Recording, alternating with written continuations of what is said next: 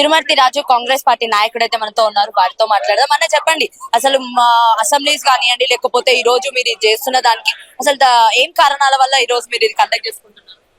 మేము ఏమంటున్నామంటే, దేశాన్ని దోసుకా తింటున్న నరేంద్ర మోడీకి మొదటిగా మేము హెచ్చరిక కూడా చేస్తున్నాం. ఏంటంటే, ఈ రోజు ఏఐసి పిలుపు మేరకు తెలంగాణ ప్రదేశ్ కాంగ్రెస్ కమిటీ అధ్యక్షులు మహేష్ కుమార్ గౌడ్ నాయకత్వంలో, అలాగే డిప్యూటీ సీఎం బట్టి విక్రమ గారు, ఎమ్మెల్యే గారు, ఎమ్మెల్సీల నాయకత్వంలో ఈ రోజు మేము చలో రాజ్భవన్ ప్రోగ్రామ్ పెట్టడం జరిగింది.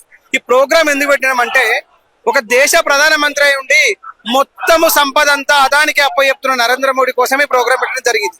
అదంతా చాలా దుర్మార్గము. మీరు వచ్చిన కానీ దేశ ప్రజలు సుభిక్షంగా లేరు, రక్షణ లేకుండా కరువు అయిపోయింది. అవి అదాని దోసుకు తింటుంటే మీరేమో మంచి హ్యాపీ ఎంజాయ్ చేస్తున్నారు, ఫ్లైట్లకి విదేశాల మీద తిరుగుతున్నారు. దాని నిరసనగా ఈ రోజు స్వచ్ఛంగా మా ముఖ్యమంత్రి నేతృత్వంలో రాజ్భవన్ వెళ్ళి అక్కడ వినతిపత్రం ఇవ్వడం జరుగుతుంది. ఇక్కడ నెక్లెస్ ఇందిరాగాంధీ స్టాచ్యూ నుంచి స్టార్ట్ అయ్యి అక్కడ వరకు పాదయాత్ర వెళ్ళడం జరుగుతుంది. అందరి సీనియర్ నాయకులు, ఎమ్మెల్యేలు, ఎమ్మెల్సీలు అందరు నాయకత్వం వెళ్ళడం జరుగుతుంది. ముఖ్యంగా మణిపూర్ లో ఎంత అల్లరి సృష్టించారో మీ మీడియాకి తెలుసు, మీ అందరికి తెలుసు, దేశ ప్రజలందరికీ తెలుసు. ఇంత అల్లరి జరుగుతున్నా నిమ్మకు నీరెత్తినట్టు, నాకు ఏం జరిగినట్టు ప్రశాంతంగా ఉన్నట్టు నరేంద్ర మోడీ ప్రధానమంత్రికి అనర్హులైన సందర్భంగా తెలియజేస్తున్నాను. ఎందుకంటే అక్కడ అల్లరి జరుగుతుంది, మీకు పోనీకి పెద్ద సమస్య కాదు. అక్కడ వెళ్ళి అక్కడ రెచ్చివై చేయొచ్చు. అక్కడ బగ్గుమంటున్న మణిపూర్ ను మీరు ఏం చేస్తుంటే రాక్షస ఆనందంలో కేంద్ర సర్కార్ ఎంజాయ్ చేస్తుంది.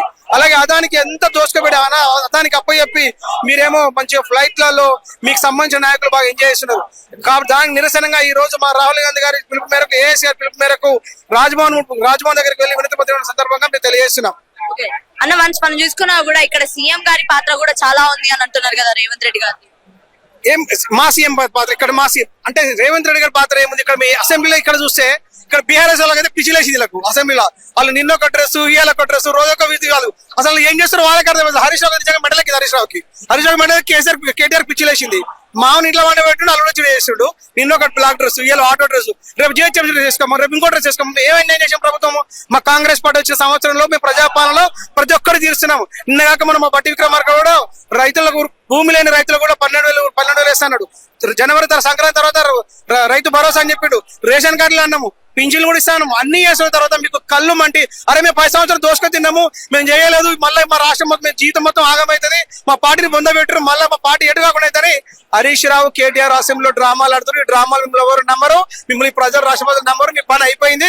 మా సీఎం, మా ముఖ్యమంత్రి సీఎం అయిన కానించి ఏ రోజు కూడా ఇంట్లో లేడు. రోజు ఒక కార్యక్రమం తీసుకొని ప్రతి ప్రజల్ని చిన్న నుంచి పెద్ద వరకు ప్రతి ఒక్క కార్యకర్తను కలిసిన ఘనుడు ఏకైక ముఖ్యమంత్రి శ్రీ రేవంత్ రెడ్డి గారే.